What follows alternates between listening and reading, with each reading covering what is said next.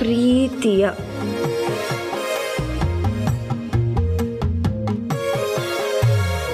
ಯಜಮಾನ್ರೆ,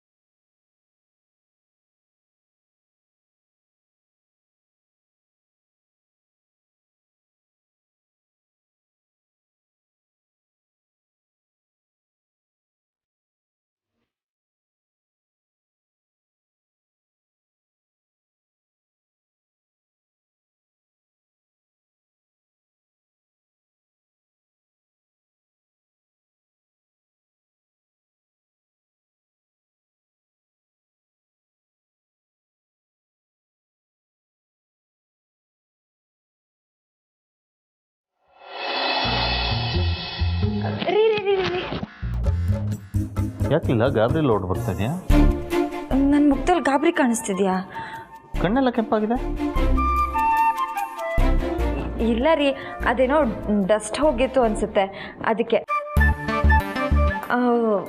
ನಿಮಗೆ ಬೆಳದಿಂಗ್ಳ ಬಾಲೆಯಿಂದ ಲೆಟರ್ ಬಂದಿತ್ತು, ಅದನ್ನು ಕೊಡೋಣ ಅಂತ ಓಡ್ ಬಂದೆ. ವಾಟ್?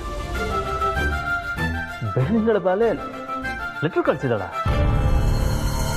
ವಾ, ಅಂತರ ಅಷ್ಟು ಕೇರ್ಲೆಸ್ ಆಗಿ ಮಾತಾಡ್ದಾಗೆ ಅನ್ಕೊಂಡೆ.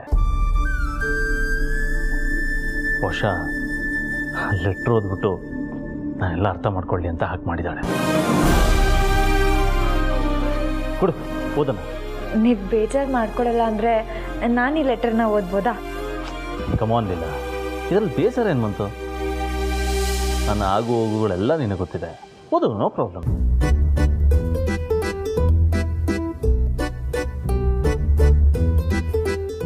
ಪ್ರೀತಿಯ ಯಜಮಾನ್ರೆ, ಬೇಜಾರಾಗಿದ್ಯಾ? ಈ ಬೇಜಾರು ಅಂದರೆ ಏನು ಗೊತ್ತಾ?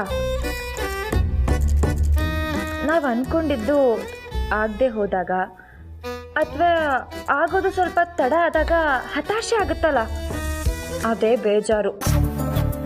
ನಿಜ ಏನು ಅಂದರೆ ಈ ಬೇಜಾರು ಇಳಿಜಾರಲ್ಲಿ ಇಳಿತಾ ಇರುತ್ತೆ.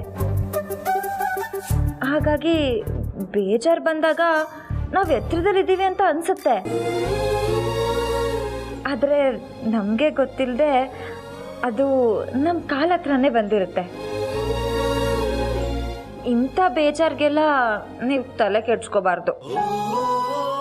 ಇಲ್ಲ ಇಲ್ಲ ಇಲ್ಲ ಅಂತ ಇವಾಗ ಹೇಳ್ತಿದ್ದೀರಾ, ಆದರೆ ಎಲ್ಲ ಟೈಮಲ್ಲೂ ಹಾಗೆ ಅನ್ಸಲ್ವಲ್ಲ. ವಾಟ್? ನಾನಲ್ಲ ರೀ, ಈ ಲೆಟರಲ್ಲಿ ಹೀಗೆ ಬರ್ತಿದೆ. ಕಂಟಿನ್ಯೂ. ಅದಕ್ಕೆ ಹೇಳೋದು, ನಾವು ಯಾವುದೇ ಸಂದರ್ಭದಲ್ಲಿದ್ದರೂ ನಮಗೆ ನೋವು ಕೊಡೋ ಟೈಮಲ್ಲಿ ಆ ಸಂದರ್ಭದ ಬಗ್ಗೆ ಕೋಪ ಮಾಡ್ಕೋಬೇಕೇ ಹೊರತು ಸಂದರ್ಭದಲ್ಲಿರೋ ವ್ಯಕ್ತಿಗಳ ಮೇಲಲ್ಲ.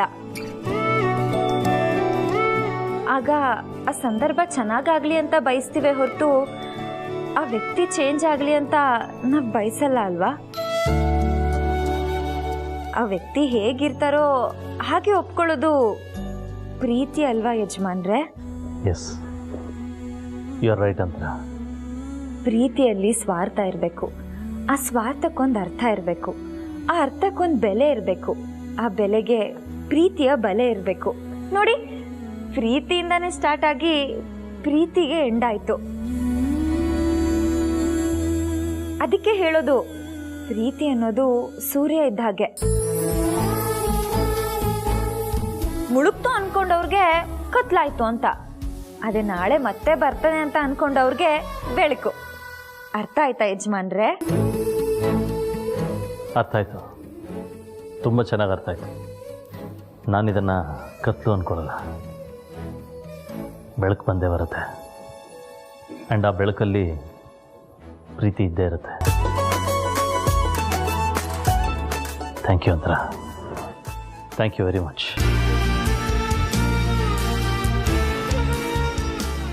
ಸರಿ, ಇಲ್ಲ ಬರ್ತೀನಿ. ಇಲ್ಲ, ನಿನ್ನನ್ನು ಒಂದು ಮಾತು ಕೇಳಬೇಕಿತ್ತು. ಕೇಳಿ. ಕಮಿಷನರು ನಿನ್ನನ್ನು ಪ್ರಶ್ನೆ ಮಾಡ್ತಿದ್ದಾಗ ನಾನು ದುರ್ಗಾ ಬಗ್ಗೆ ಯೋಚನೆ ಮಾಡ್ತಿದ್ದೆ. ಬಟ್ ನೀನು ಈ ಥರ ಕೆಲಸ ಮಾಡೋಕ್ಕೆ ಸಾಧ್ಯನೇ ಇಲ್ಲ ಅಂತ ಸ್ಟ್ಯಾಂಡ್ ತೊಗೊಳ್ಳಿಲ್ಲ. ನಿನಗೆ ಬೇಜಾರಾಗಲಿಲ್ವಾ? ಖಂಡಿತ ಇಲ್ಲ ರೀ. ಈ ಮನೇಲಿ ನನ್ನನ್ನು ಒಬ್ಳು ಅಂತ ಅಂದ್ಕೊಂಡಿದ್ದೀರಾ. ನನ್ನ ಆಗು ಹೋಗುಗಳು, ಕಷ್ಟ ಸುಖ ದುಃಖ ಪ್ರೀತಿ ಮಮತೆ ಇದೆಲ್ಲ ಕೊಟ್ಟಿರೋ ನಿಮ್ಮಿಂದ ನಾನು ಇನ್ನೇನು ಎಕ್ಸ್ಪೆಕ್ಟ್ ಮಾಡೋಕ್ಕಾಗತ್ತೆ? ಇಲ್ಲ, ನಿನ್ನ ಲೈಫ್ಗೂ ಒಂದು ನಿಲ್ದಾಣ ಬೇಕು, ಎಲ್ಲೋ ಒಂದು ಕಡೆ ಸೆಟ್ಲ್ ಆಗಬೇಕು ಅನ್ನೋದನ್ನು ಬಿಟ್ಟು ಈಗಲೂ ನಿನ್ನ ಮನಸ್ಸಲ್ಲಿ ನನ್ನ ಬಗ್ಗೆ ಎಷ್ಟೊಂದು ಕನಸು ಕಟ್ಕೊಂಡಿದ್ದೀಯಲ್ಲ. ಯಾರು ನೀನು? ಯಾಕೆ ನೀನು ಹೀಗೆ? ನೀನಂತವಳನ್ನ ನಾನು ನೋಡೇ ಇಲ್ಲ. ಇನ್ನೊಂದು ವಿಷಯ ಗೊತ್ತಾ? ಪ್ರೀತಿಲಿ ನನಗಿಂತ ದೊಡ್ಡ ಪ್ರೇಮಿ ಇಲ್ಲ ಅನ್ನೋ ಅಹಂಕಾರ ಇತ್ತು ನನಗೆ. ಅದನ್ನು ಮುರಿದೋಳು ನೀನು.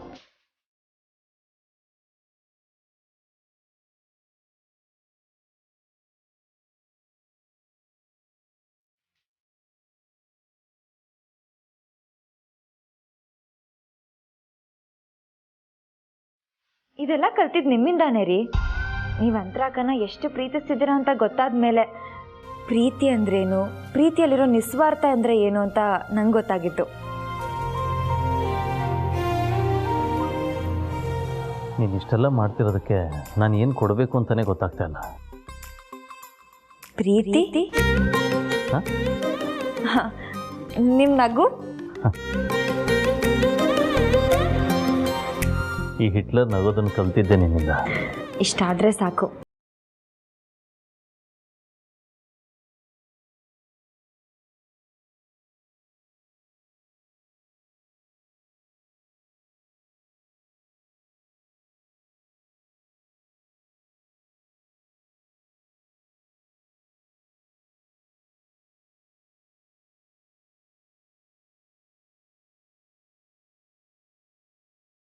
ಕಾಯ್ತಾ ಇದ್ದೀನಿ. ಸಾರಿ ಸರ್, ಲೇಟ್ ಆಗೋಯ್ತು. ಲೇಟ್ ಆಗ್ಬಿಡ್ತಲ್ಲ, ನೀ ಲೇಟ್ ಮಾಡಿದ್ಯಾ. ಅಷ್ಟೊತ್ತಿಂದ ಕಾಯ್ತಾ ಇದ್ದೀನಿ. ಇಲ್ಲೇ ಸಿಗ್ತೀನಿ ಅಂತ ಹೇಳಿ ನಿಂತಾನೆ. ಅಷ್ಟು ಟೈಮ್ ಅನ್ಸಿಲ್ವಾ? ನೀವು ಹೀಗೆ ಹೇಳ್ತೀರಾ, ಆದರೆ ಮನೇಲಿ ಎಲ್ಲರೂ ಕಣ್ ತಪ್ಪಿಸ್ ಬರೋದು ಎಷ್ಟು ಕಷ್ಟ ಅನ್ನೋದು ನಿಮಗೂ ಚೆನ್ನಾಗಿ ಗೊತ್ತಿದೆ. ಅದು ಗೊತ್ತಿದ್ದು ಹೀಗೆ ಹೇಳಿದ್ರೆ ನಾನು ಏನು ಅಂತ ಹೇಳಿ? ಆ ಮನೆ ಕಣ್ ತಪ್ಪಿಸಿ ಇಬ್ರು ಮಾತಾಡಬೇಕು ಅಂತ ನನಗೆ ಹೊರಕರ್ದಿದ್ದು. ಸರಿ, ಏನು ವಿಷಯ ಅಂತ ಹೇಳಿ. ಟೈಮ್ ಓಡ್ತಾ ಇದೆ. ಇಷ್ಟು ದಿನ ಏನು ಆಗದೆ ನಾವು ಬಚಾವಾಗಿದ್ವಿ, ಆದರೆ ಮುಂದೆ ಹೀಗಿರಲ್ಲ. ಸರ್, ಇಷ್ಟು ದಿನನೇ ಸೇವ್ ಆಗಿದ್ದೀನಿ, ಇನ್ನು ಮುಂದಕ್ಕೂ ಸೇವ್ ಆಗ್ತೀನಿ. ನೀವು ಸುಮ್ಮನೆ ಯಾಕೆ ಟೆನ್ಷನ್ ಮಾಡ್ಕೋತಿದ್ದೀರಾ? ಪ್ರಾರ್ಥನಾ, ನಿಂಗೆ ನನ್ನ ಮಾತು ಅರ್ಥ ಆಗ್ತಿಲ್ವಾ? ಪರಿಸ್ಥಿತಿ ನಮ್ಮ ಪರವಾಗಿಲ್ಲ, ವಿರುದ್ಧವಾಗೂ ಇಲ್ಲ. ಪರಿಸ್ಥಿತಿ ತಕ್ಕಂತ ಆಕ್ಟ್ ಮಾಡ್ತಾ ಇದೀವಿ ಅಷ್ಟೇ. ಅಕಸ್ಮಾತ್ ಅದೇನಾದ್ರೂ ಉಲ್ಟಾ ಹೊಡಿತು ಅನ್ಕೋ, ನಾವು ಧೂಳಿಪಟ ಆಗೋಗ್ತೀವಿ. ನೀನೇನೋ ಹೊರಗೆ ನೋಡು, ಏಜ್ ಹತ್ರ ಸಾರಿ ಕೇಳಿ ಕೈಕಾಲು ಹಿಡಿದ್ರೆ ಏಜನೇನ ಬಿಟ್ಬಿಡ್ಬೋದು. ಆದ್ರೆ ನಾ ಏನ್ ಮಾಡ್ಲಿ? ಮಗ ಆಗಿ ಅಪ್ಪನ ಚೂರಿ ಹಾಕ್ತೀಯ ಅಂತ ಮನೆ ಕೆಲಸದವರೆಲ್ಲ ಹೊಡೆದಾಕ್ತಾರೆ. ಸರಿ, ಈಗ ನಾವು ಸೇಫ್ ಆಗೋದಕ್ಕೆ ಏನ್ ಮಾಡ್ಬೇಕು ಅಂತನಾದ್ರೂ ಹೇಳಿ.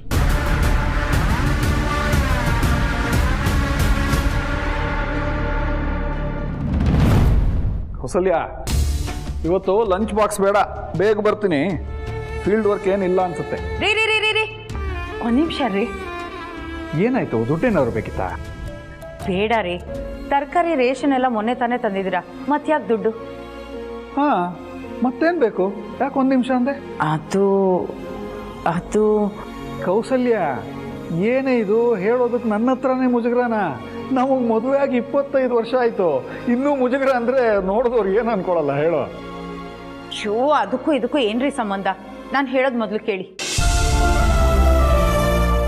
ನೀನು ಹೇಳಿದ್ರೆ ತಾನೇ ನಾನು ಏನಂತ ಕೇಳೋದು, ಹೇಳು. ಅದು ನಾನು ನಿಮ್ಮ ಹತ್ರ ಏನೋ ಕೇಳಬೇಕಾಗಿತ್ತು. ಸರಿ ಹೋಯ್ತು, ಆಫೀಸಿಗೆ ಹೊರಟೋನ್ನ ತಡೆದು ನಿಲ್ಸಿದ್ದೆ ನೀನು, ಮತ್ತೆ ಅದನ್ನೇ ಹೇಳ್ತಾ ಇದೆಯಲ್ಲ, ಏನು ಕೇಳು. ಅದು ನಾನು ಹೇಳಿದ್ರೆ ನೀವು ಇಲ್ಲ ಅಂತ ಹೇಳಬಾರ್ದು. ನೋಡು ಕೌಸಲ್ಯ, ಈ ವಯಸ್ಸಲ್ಲಿ ಲೀಲಾಗೆ ರೇವತಿಗೆ ಒಂದು ತಂಗಿನೋ ತಮ್ಮನೋ ಬೇಕು ಅಂತ ಕೇಳಿದ್ರೆ ಆಗಲ್ಲ. ಸುಮ್ಮನಿರಿ, ಯಾರಾದ್ರೂ ಕೇಳಿಸ್ಕೊಡ್ರೆ ಏನು ಅನ್ಕೊಳ್ಳಲ್ಲ. ಅದಲ್ಲ ರೀ, ನಿಮ್ಮ ಕೈಯಲ್ಲಿ ಆಗೋದೇ ಕೇಳ್ತೀರಿ. ಏನೇ ನಿನ್ನ ಮಾತಿನ ಅರ್ಥ? ಅಯ್ಯೋ, ಸುಮ್ಮನೆ ಕನ್ಫ್ಯೂಸ್ ಮಾಡಬೇಡಿ, ನಾನು ಹೇಳೋ ಮಾತು ಕೇಳಿ. ರೀ, ನಾವಿಬ್ರು ಲೀಲನ್ ಮನೆಗೆ ಹೋಗ್ಬಿಟ್ಟು ಬರೋಣ. ಅವಳು ನೋಡಿ ತುಂಬ ದಿನ ಆಯಿತು. ಅದು ಅಲ್ಲದೆ ಆ ಮನೇಲಿ ಏನು ನಡೀತಾ ಇದೆ ಅಂತಲೇ ಗೊತ್ತಾಗ್ತಾ ಇಲ್ಲ. ನೆನೆಸ್ಕೊಂಡ್ರೆ ಭಯ ಆಗ್ತಾ ಇದೆ. ಅವಳು ಫೋನ್ ಮಾಡಿದಾಗೆಲ್ಲ ಚೆನ್ನಾಗಿದ್ದೀನಿ, ಆರಾಮಾಗಿದ್ದೀನಿ, ನನ್ನ ಬಗ್ಗೆ ಯೋಚನೆ ಮಾಡಬೇಡಿ ಅಂತಾಳೆ. ಆದರೂ ನನಗೆ ಯಾಕೋ ತುಂಬ ಭಯ ಆಗ್ತಾ ಇದೆ ರೀ. ಒಂದ್ಸಲಿ ಹೋಗಿ ಬರೋಣ. ಕೌಸಲ್ಯ, ನಾನು ಅವಳನ್ನು ಹೆತ್ತಪ್ಪ. ಅವಳು ಎಲ್ಲೇ ಇದ್ದರೂ ಯಾವ ಸಂದರ್ಭದಲ್ಲೇ ಇದ್ದರೂ ಚೆನ್ನಾಗಿರ್ತಾಳೆ ಅಂತ ಅನ್ಕೋತೀನಿ. ಆದರೆ ನೀನು ಅವಳನ್ನು ಹೆರಲಿಲ್ಲ. ಆದರೂ ಅವಳ ಮೇಲೆ ಇಷ್ಟು ಪ್ರೀತಿ ಕಾಳಜಿ ತೋರಿಸ್ತಾ ಇದೆಯಾ ಅಂದರೆ ತುಂಬ ಸಂತೋಷ ಆಗ್ತಿದೆ ಕಣೆ. ಈ ಬುದ್ಧಿ ಮುಂಚೆನೇ ಬರಬಾರ್ದಿತ್ತ ಅಂತ ಅನ್ಸಿದ್ರು ಈಗಲಾದರೂ ಒಳ್ಳೆ ಬುದ್ಧಿ ಕೊಟ್ಟಿಯಲ್ಲಪ್ಪ ದೇವರೇ ಅಂತ ಅವನಿಗೆ ಋಣಿ ಹೇಳಬೇಕು ಅಂತ ಅನ್ಸುತ್ತೆ. 9 ತಿಂಗಳು ಅವಳನ್ನ ಹೊಟ್ಟೆಲಿಟ್ಟು ಬೆಳೆಸಿಲ್ಲ ಅಷ್ಟೇ. ಆದರೆ ಆಮೇಲೆ ತುತ್ತಿಟ್ಟು ಬೆಳೆಸಿದೀನಿ ತಾನೆ. ಅವಳಿಗೇನಾದರೂ ಆದರೆ ನಂಗೆ ನೋವಾಗಲ್ವಾ? ನೀನು ಇಷ್ಟು ಕೇಳ್ಕೊತಾ ಇದೀಯ ಅಂದರೆ ಖಂಡಿತ ಹೋಗಿ ಬರೋಣ. ಆದರೆ ಇವತ್ತು ಬೇಡ, ನನಗೊಂದು ಸಣ್ಣ ಕೆಲಸ ಇದೆ, ಮುಗಿಸ್ಕೊಂಡ್ಬಂದ್ಬಿಡ್ತೀನಿ. ಆ ಜೈರಾಮ ಏನೋ ಅರ್ಜೆಂಟಾಗಿ ಬರಬೇಕು ಅಂದಿದ್ದಾನೆ, ಅವನ್ನ ಮೀಟ್ ಮಾಡಿ ಸೀದಾ ಮನೆಗೆ ಬಂದ್ಬಿಡ್ತೀನಿ. ಆಯಿತಾ? ಸರಿ, ನೀವು ಯಾವಾಗ ಫ್ರೀ ಆಗ್ತೀರೋ ಆವಾಗಲೇ ಹೋಗಿ ಬರೋಣ. ಸರಿನಾ? ನಾ ಹೋಗ್ಬರ್ತೀನಿ. ಸರಿ. ಆಹಾ, ಕೆಲಸ ಆಗೋವರೆಗೆ ನಗು ನಾಚಿಕೆ ಎಲ್ಲ, ಆಮೇಲೆ ಏನೂ ಇಲ್ಲ.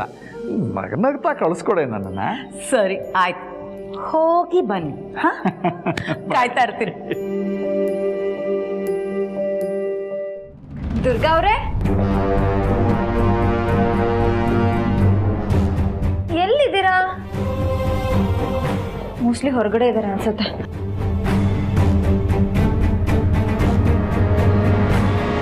ಡೋರ್ ಓಪನ್ ಇದೆ.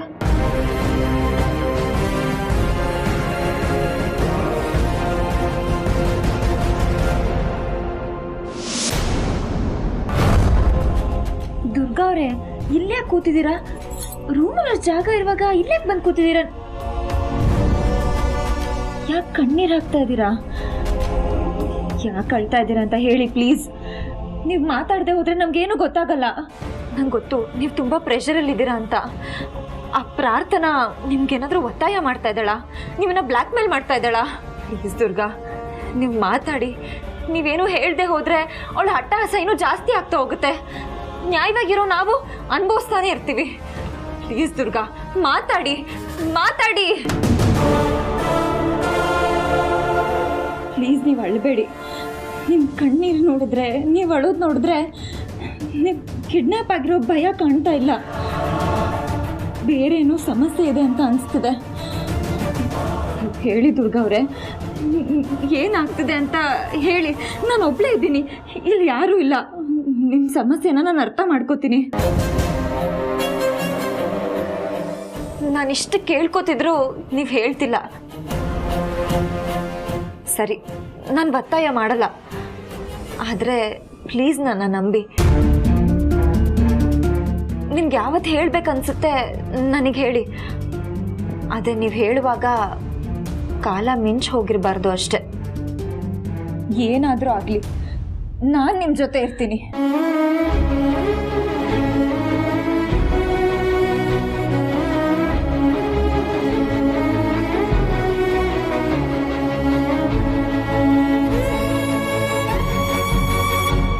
ದುರ್ಗಾ ಅವರೇ, ನಿಮ್ಗೇನೋ ಬೇರೆ ಸಮಸ್ಯೆ ಇದೆ. ಅದೇನು ಅಂತ ನಾನು ತಿಳ್ಕೊತೀನಿ. ನಿನ್ನ ತಲೆ ಎಲ್ಲಿದ್ರೆ ಪ್ರಾರ್ಥನಾ? ಆ ಕಮಿಷನರ್ ಬಂದು ಪ್ರಶ್ನೆ ಮಾಡಿದಾಗ ಆ ದುರ್ಗ ನಮ್ಮ ಕಡೆ ಬೆಳ್ ಮಾಡಿ ತೋರಿಸಿದ್ರೆ ಏನು ಮಾಡ್ತಿದ್ದೆ? ಏಜ ನಿಂತ ಜಾಗದಲ್ಲಿ ನಮ್ಮಿಬ್ಬರನ್ನ ಹೂತಾಕ್ಬಿಡ್ತಿದ್ದ. ಅಕಸ್ಮಾತ್ ಮಗ ಅಂತ ಬಿಟ್ಟಿದ್ದೇನೋ. ದುರ್ಗಾ ಈಗ ನಿಮ್ಮ ಕಂಟ್ರೋಲಲ್ಲೇ ಇದ್ದಾಳಲ್ವಾ? ಅದು ಹೇಗೆ ಬಾಯ್ ಬಿಡ್ತಾಳೆ? ಹೇಗೆ ಬಾಯ್ ಬಿಡ್ತಾಳೆ?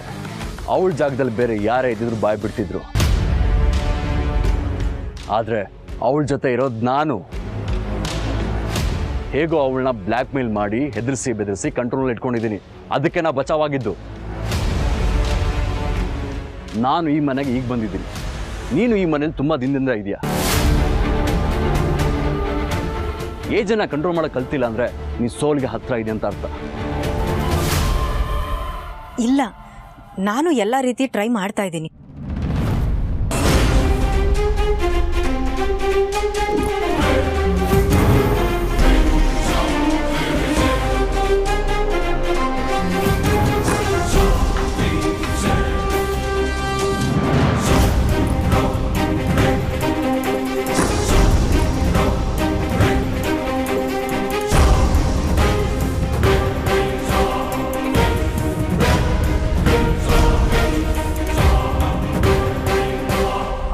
ಯಾರ ಜೊತೆನೋ ಸೇರ್ಕೊಂಡಿದ್ದಾಗಿದೆ. ಇವಳೇ ಫ್ರಾಡು. ಇನ್ನು ಇವಳು ಇಷ್ಟು ಭಯದಿಂದ ಮಾತಾಡ್ತಾ ಇದ್ದಾಳೆ ಅಂದರೆ ಇವಳಿಗಿಂತ ದೊಡ್ಡ ಘಟಾನುಘಟಿನೇ ಇರಬೇಕು.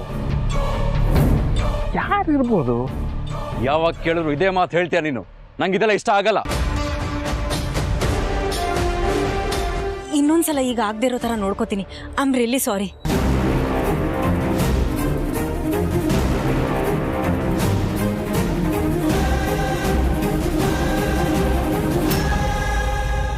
ನೀವು ನನ್ನ ಮೇಲೆ ಸುಮ್ಮನೆ ರೇಗ್ತಿದ್ದೀರಾ. ನಿಮ್ಮ ಹೆಂಡತಿ ದುರ್ಗಾನ ಹ್ಯಾಂಡಲ್ ಮಾಡೋದು ತುಂಬ ಈಸಿ. ಆದರೆ ಅಭಿ ಆಗಲ್ಲ. ಅವನು ಒಂಟಿ ಸಲಗ ಇದ್ದ ಹಾಗೆ. ಆನೆ ನಡೆದಿದ್ದೇ ದಾರಿ. ಅಂಥ ಮದ ಏರಿರೋ ಆನೆನ ಕಟ್ಟಾಕೋದು ತುಂಬ ಕಷ್ಟ. ನಾನೊಬ್ಳು ಹೆಣ್ಣಾಗಿ ಇಷ್ಟು ದಿನ ಅಭಿನ ಕಂಟ್ರೋಲ್ ಮಾಡಿರೋದೇ ಹೆಚ್ಚು. ಅದನ್ನ ಅರ್ಥ ಮಾಡ್ಕೊಳ್ಳಿ. ಅದಕ್ಕೆ ಹೇಳಿದ್ದು ಎಕ್ಸ್ಟ್ರಾ ಎಫರ್ಟ್ ಹಾಕು, ಕೆಲಸ ಬೇಗ ಆಗುತ್ತೆ ಅಂತ. ಅಂತರನ್ನ ಆಡಿಸ್ತಾ ಇರೋ ಕಾಣದೇ ಇರೋ ಕೈ ಇವನೇನಾ? ಅವನನ್ನು ಈಗಲೇ ಹಿಡ್ಕೋಬೇಕು. ಒಂದು ವಿಡಿಯೋ ಮಾಡ್ಕೋತೀನಿ. ಫೋನು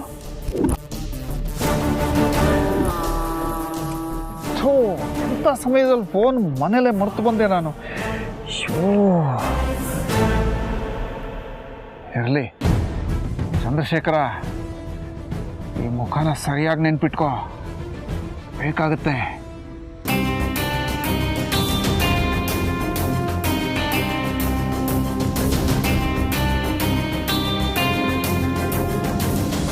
ಸರಿ, ನೀನಿಗೆ ಹೊರಡು.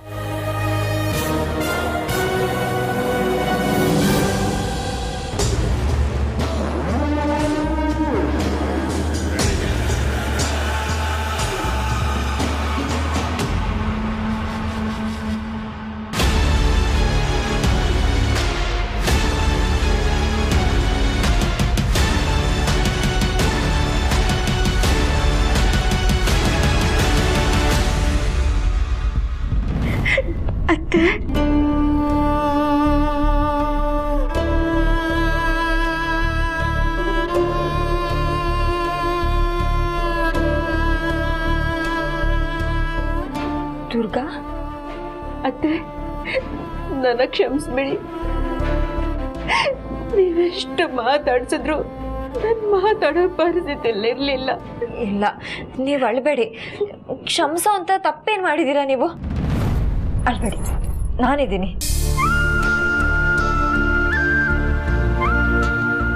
ನಾನು ಹೇಳ್ತೀನಿ ಅತ್ತೆ, ನಿಜ ಹೇಳ್ತೀನಿ. ಏನೇನು ನಡೆದಿದ್ಯೋ ಎಲ್ಲ ಹೇಳ್ತೀನಿ ಅತ್ತೆ. ಮನ್ಸಲ್ಲಿ ಎಲ್ಲ ವಿಷಯನೂ ಬಚ್ಚಿಟ್ಕೊಂಡು ನನ್ನಲ್ಲಿ ನಾನೇ ಸಾಯ್ತಾ ಇದ್ದೀನಿ. ಎಲ್ಲ ವಿಷಯನೂ ಹೇಳ್ತೀನತ್ತೆ, ಹೇಳ್ತೀನಿ. ನಿಜ ಹೇಳ್ತಾ ಇದ್ದೀರಾ? ಈ ವಿಷಯದಲ್ಲಿ ನಾನು ಯಾಕೆ ಸುಳ್ಳು ಹೇಳಲಿ? ನಾನು ಹೇಳ್ತಾ ಇರೋದೆಲ್ಲ ನಿಜ, ಸತ್ಯ.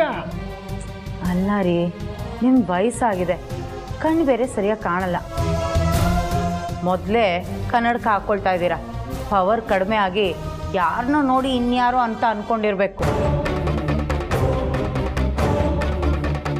ಅಂದರೆ ನನ್ನ ಕನ್ನಡಕ ಹಾಳಾಗಿ ನನ್ನ ಕಣ್ಣು ಸರಿಯಾಗಿ ಕಾಣಿಸ್ತಾ ಇಲ್ಲ ಅಂತ ಹೇಳ್ತಾ ಇದೆಯಾ? ಹಾಗೇನಾದರೂ ಆಗಿದ್ದಿದ್ರೆ ಸೀದಾ ನಮ್ಮ ಮನೆಗೆ ಬರೋಕ್ಕೆ ಹೇಗೆ ಸಾಧ್ಯ? ನೀನೇ ಕೌಸಲ್ಯ ನನ್ನ ಹೆಂಡತಿ ಅಂತ ಗುರ್ತು ಹಿಡಿಯೋಕ್ಕೆ ಹೇಗೆ ಸಾಧ್ಯ? ಏನೇ ಬಾಲಿಶವಾಗಿ ಮಾತಾಡ್ತೀಯ? ಆ ವ್ಯಕ್ತಿ ನಿಜವಾಗ್ಲೂ ಅಂತರನ್ನ ನಿಲ್ಲಿಸ್ಕೊಂಡು ಪಾಠ ಹೇಳ್ಕೊಟ್ಟಾಗ ಹೇಳ್ತಿದ್ದ. ಪಾಠ ಹೇಳ್ಕೊಡೋದ?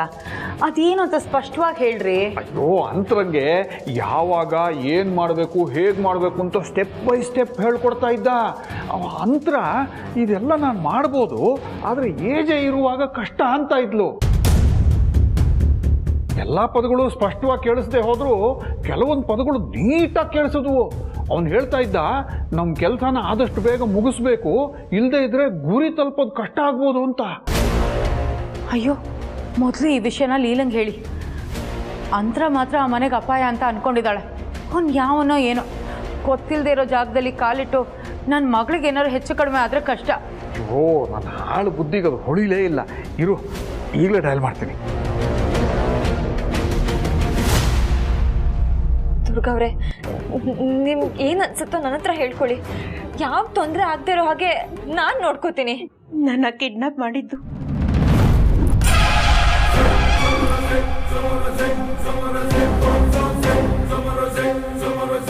ಸಿಂಹಾಸನ, ನಂಗೆ ಈ ಸಿಂಹಾಸನ ಬೇಕು.